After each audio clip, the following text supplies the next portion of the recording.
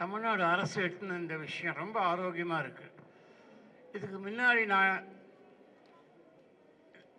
இந்த ஃபங்க்ஷனுக்கு வரத்துக்கு முன்னாடி எனக்கு இது தமிழ்நாடு அரசு பண்ணுறாங்கன்னு சொன்ன உடனே நான் வந்தேன். ஏன்னா அதுக்கு முன்னாடி ஒரு சின்ன ஒரு அழைப்பு வந்தது எனக்கு. ஒரு படம் போட்டு காமிச்சு கார்ப்பரேஷன் ஸ்கூலில் அவங்க டிஸ்கஷன் போது என்னையும் கூப்பிட்டாங்க. நான் நிச்சயம் வரேன்னு சொன்னேன். ஏன்னா அந்த மாதிரி விஷயங்கள் எனக்கு ரொம்ப ஆரோக்கியமாக தெரிஞ்சுது. இன்றைக்கி பார்க்கும்போது ஒவ்வொரு குழந்தைங்களும் எடுக்கிற ஃபோட்டோ இருக்குல்ல, அவங்க அப்பாவாக இருக்கட்டும், அவங்க எல்லாத்தையும் பக்கத்தில் பார்க்கும்போது ஒவ்வொரு நொடியும் அவங்க அதை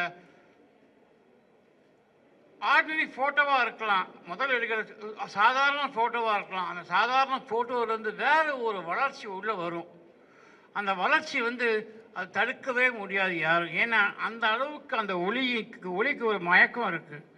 அந்த மயக்கத்துக்குள்ளே போயிட்டீங்கன்னு வச்சுக்கோங்களேன், அந்த ஃபோட்டோவை பார்த்துக்கிட்டே இருப்பீங்க.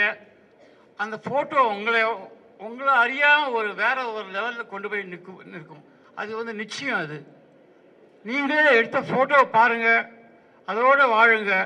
அடுத்த வாட்டி நீங்கள் எடுக்கும்போது உங்களுக்குள்ளேயே ஒரு சின்ன ஒரு மகிழ்ச்சி வரும். நானும் கொஞ்சம் வளர்ந்துட்டேன் அப்படின்னு தோணும். அந்த அளவுக்கு இந்த ஒளிக்கு ஒரு மயக்கக்கூடிய விஷயம் இருக்குது.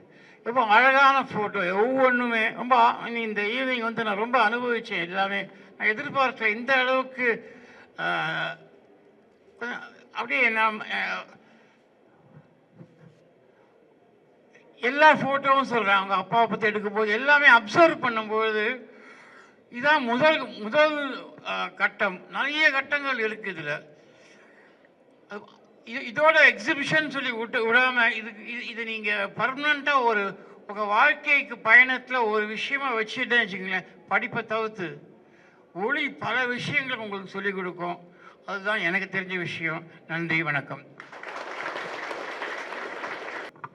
ரஞ்சித்தின் சினிமா எனக்கு மிகவும் பாதித்த படம். ஒவ்வொரு படமும் நான் பார்த்துட்டு அதில் இப்படிலாம் எடுக்க முடியுமான்ற ஒரு சினிமாவை எனக்கு காமிச்சது ரஞ்சித் தான். அதுதான் உண்மை. அந்த மாதிரி பண்ணிகிட்டே நான் ரஞ்சித்தேன். ஏன்னா பார்த்து போர் அடித்த ஒரு இதில் சடனாக ஒருத்தர் இந்த மாதிரி ஒரு படம் எடுக்கும்போது நம்மளே ஒதுக்கிடுறாங்க. அது வேணும் ஒரு கலைஞர். அதுதான் எனக்கு நம்பிக்கை கொடுக்குது இன்னை வரைக்கும். அதுக்கு நன்றி சொல்லுவேன் இவருக்கு. Palani, great job, give it up.